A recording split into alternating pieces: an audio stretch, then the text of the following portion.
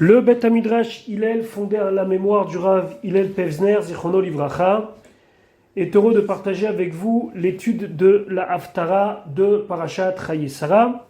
Cette Haftara est extraite du livre de Melachim, du livre des rois, premier livre, Melachim Aleph, Perek Aleph, premier chapitre, et nous sommes au Pasuk Tedvav, au 15e verset de notre Haftara. Donc remettons les choses dans leur contexte pour ceux qui n'ont pas eu le temps d'écouter les premiers posts. Alors, David Amelech a 70 ans, il est fatigué, il a constamment froid, il est enfermé dans son palais, il ne règne plus. On va lui mettre à son service une jeune fille, Avishag Ashunamit, qui sera là pour le servir. Pendant ce temps-là, un des fils de David Amelech, qui s'appelle Adonia ou Adoniaou, c'est le même, décide de faire un putsch du vivant de son père et de se proclamer roi. Pour cela, il va s'allier avec une partie des anciens conseillers de David Amelech pour, avec leur participation, faire un repas pour censé proclamer sa royauté. De l'autre côté se trouve le futur héritier, Shlomo Amelech, fils de Bathsheba, et donc il faut intervenir le plus rapidement possible pour faire prendre conscience à David Amelech de la gravité de la situation. Le problème, c'est que David Amelech n'a jamais fait de remarque à Adonia. Donc pour Adonia, ça veut dire j'ai carte blanche, et que David Amelech n'est plus en fonction. Donc Nathan Hanavi va voir Bathsheba. Nathan Hanavi, c'était le prophète de l'époque, va voir Bathsheba et il lui dit à Bathsheba, mère de Shlomo, tu vas rentrer chez David Amelech, tu vas aller le voir, lui rendre visite, et tu vas lui mettre au courant, tu vas lui dire un petit peu ce qui se passe. Et moi, Nathan Hanavi, je vais venir derrière toi, je vais te suivre, et quelques minutes après, je vais rentrer pour compléter ta parole. Et donc, l'idée est de dire à David Amelech, tu as promis que Shlomo sera celui qui prendra ta place, et là, tu laisses faire Adonia. Donc, on est au moment où Bathsheba s'apprête à rentrer chez David Amelech. Pasuk Tedvav. Vatavo Bathsheba, elle est venue, Bathsheba El Amelech, vers le roi, chez le roi, Achadera, dans sa chambre, Va'amelech Zaken Meod. Le roi était très âgé, Va'avishag Hashunamit, Mesharat et Amelech, et Avishag Hashunamit était là pour servir le roi. Donc, elle rentre maintenant. Normalement, personne ne peut rentrer voir le roi. Le roi est fatigué, donc elle va profiter de sa position pour venir et parler avec le roi.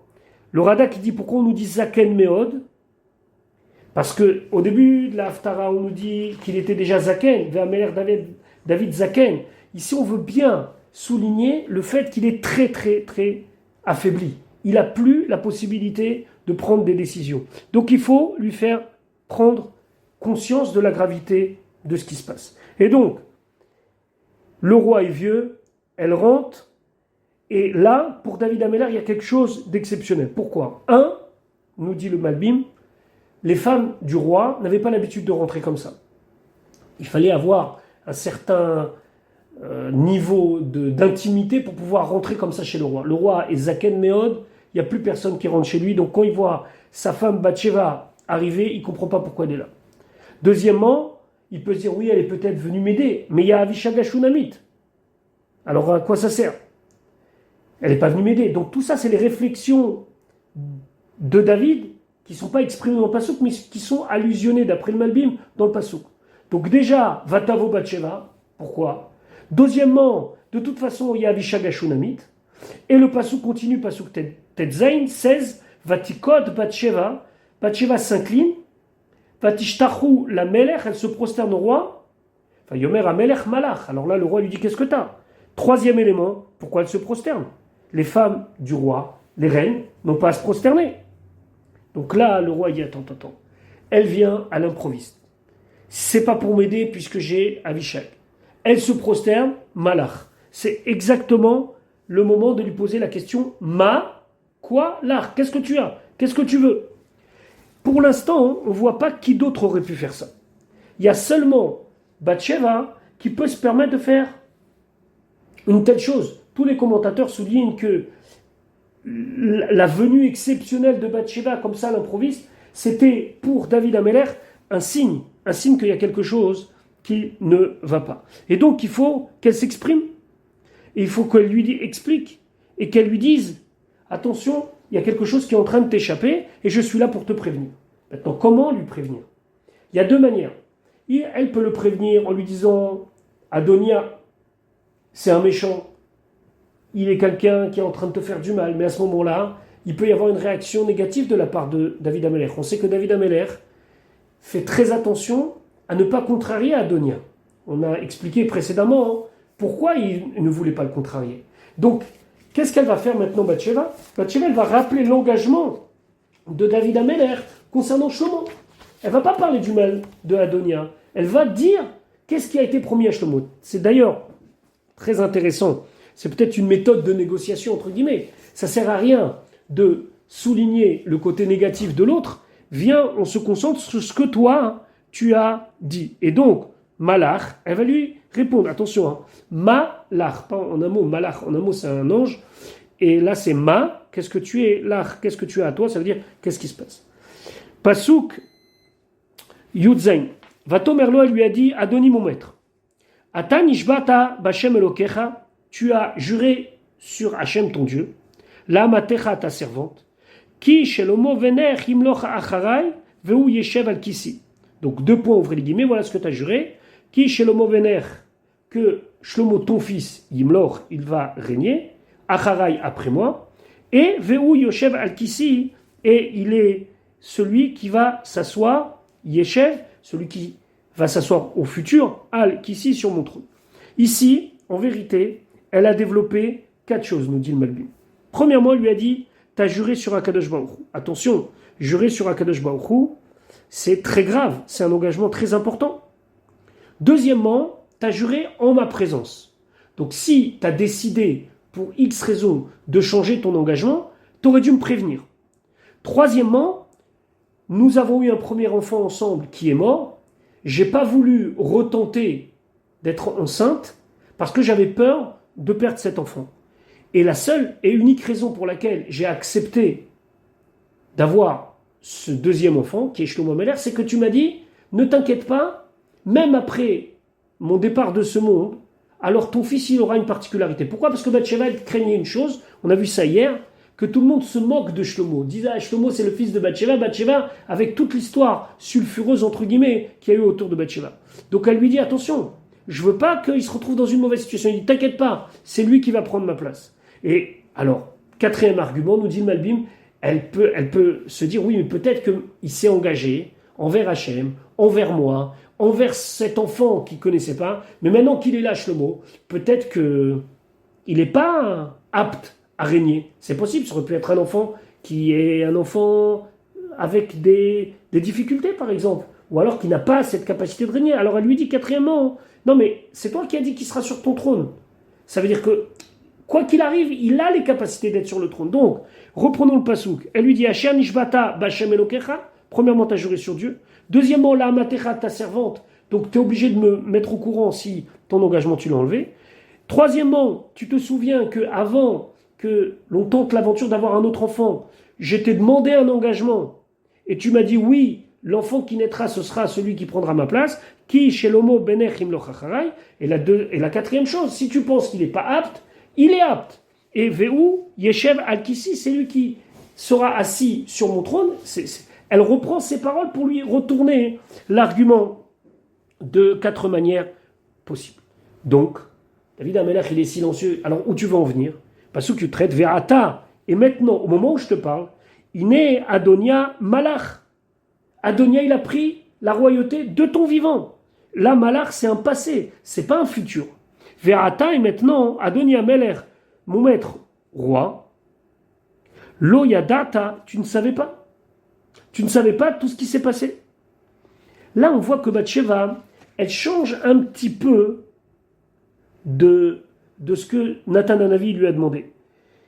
Parce que Nathan Hanavi lui avait dit, je vous invite à regarder les psukim précédents, de dire au roi, pourquoi Adonia il va être roi. Et là, elle change un petit peu, et elle dit, regarde, peut-être ça vient de toi, je ne sais pas, c'est peut-être toi qui as changé les règles du jeu, mais en tout cas, au final, ton fils, il est en train de prendre le pouvoir. Donc si ça vient de toi, alors tu aurais dû me le dire. Pas sous tête vave. Mais si ça vient de Tetzain, pardon. Mais si ça vient pas de toi, sache qu'il est en train de prendre le pouvoir.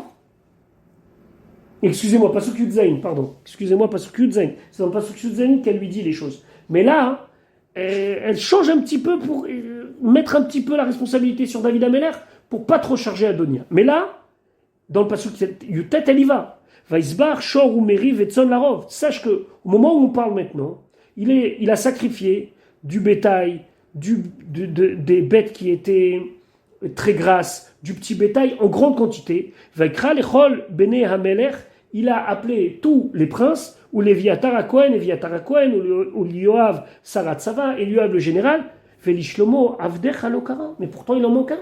Il manque mon fils. Mon fils, il n'a pas été appelé. Et là, elle se concentre sur un point. Elle lui dit, attends, je ne comprends pas. Si ça ne vient pas de toi, c'est pas normal. Si ça vient de toi, et que cette cérémonie qui est en train de se faire et de s'organiser au moment où je te parle, pour donner la place à Adonia de ton vivant, comment ça se fait que Shlomo, il n'est pas invité? Qu'est-ce qui a caché? Pourquoi ça se fait en catimini? Pourquoi ça se fait dans un endroit, Even Azochelet, à côté de Enrogel? Pourquoi? On aurait dû faire ça avec tout le monde, mon fils inclus. Il y a aussi ici quelque chose d'intéressant. Le Malbim, il dit, pourquoi elle décrit tellement ce qu'ils sont en train de manger? Il n'a pas besoin de savoir le menu. Elle veut souligner la chose suivante. Regarde, toi, tu es fatigué. Toi, tu es maintenant au lit. T'es zaken meod. Ben, sache qu'au même moment, il y a ton fils qui est en train de faire une fête, qui est en train de se réjouir, qui est en train de manger. Alors que toi, à l'âge où tu es, on s'attendrait à ce que tes enfants soient près de toi. Non. Ton fils, il fait la fête. Pasuk Raf. Veata et toi. Et là, elle s'adresse directement à lui. Attention, c'est que dans certaines éditions du Tanakh qui étaient avant, c'était avec un Aïn. Veata et maintenant. Et tout le monde est d'accord, et le Radak le premier, de dire qu'il faut lire avec un Aleph. Et maintenant, dans toutes les éditions, c'est avec un Aleph. Veata et toi, Adoni Ameler, Enechol Israël Alecha. Les yeux de tout Israël sont vers toi, les Hagid Lahem, pour leur dire, pour que tu donnes un enseignement et une consigne claire, Mi Yeshev al-Kise Adoni Amelech Acharav, qui va être le roi après. Pourquoi? Parce que si tu ne le fais pas maintenant et que tu laisses une porte à Adonia, qu'est-ce qui va se passer? Si tu le fais dans des conditions où tu as encore toute ta tête, personne ne pourrait remettre en cause. Donc s'il te plaît, dis les choses clairement maintenant. Pourquoi? Pasuk Rafalev, parce que si tu dis pas les choses maintenant clairement, Ve'aya kishrav hadoni amelech imavota, ce sera quand mon maître, le roi, va s'allonger avec ses pères. C'est une expression pour dire lorsqu'il va quitter ce monde. Donc tout le monde va dire, bon, il n'a rien dit. S'il n'a rien dit, c'est qu'il était d'accord. S'il est d'accord, c'est que le roi, c'est Adonia. Ve'aiti ani uveni chataim. Et à ce moment-là, moi et mon fils, on va devenir chataim. Ça veut dire quoi, chataim? Ici, il ne faut pas lire fauteur, mais il faut comprendre menia. On aura perdu, on nous aura enlevé quelque chose. Parce que ici, chataim, Rashi explique dans d'autres endroits, c'est la même racine que le mot diminuer. Il y a un passouk qui dit Velo yachati, c'est un passouk dans yachati, ça veut dire qu'on ne doit pas diminuer, on ne doit pas empêcher. D'ailleurs, il y a un passouk qui dit En tzadik ba'aretz asher lo chata. Il n'y a pas un tzadik sur terre qui n'a pas fauté. Beaucoup expliquent le sens simple qui n'a pas fauté, mais dans la chassidoute, c'est expliqué En tzadik ba'aretz asher lo chata, que même le tzadik, dans son niveau le plus haut, dans lequel il ne faute pas, surtout selon la définition du Tanya, il peut éventuellement manquer quelque chose dans sa avodat Hashem. Mais chas v'shalom, on ne peut pas dire qu'il a manqué à ce qui est obligatoire. Chataim, aussi, ça veut dire qu'on sera puni. Ici, ça veut dire qu'elle craint pour sa vie. Elle craint pour sa vie et elle se dit, attention, ils vont me tuer. Troisième pirouche, Chataim, on sera des fauteurs. Pourquoi? On se souvient toujours que l'histoire de David et Bathsheba, elle passe un petit peu mal. On a besoin de l'aide de nos chachamim et de l'agmara pour nous dire qu'il n'a pas fauté. Mais aux yeux du peuple, tout le monde n'est pas convaincu de cela.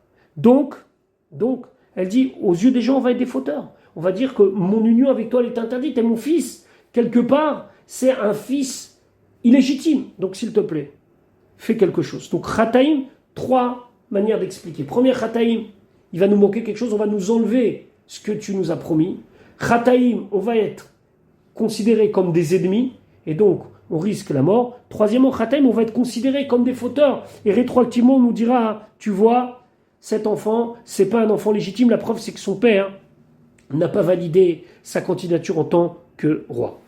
Donc, David Ameler, il entend tout ça, il n'a même pas le temps de réagir que rentre Nathan Hanavi.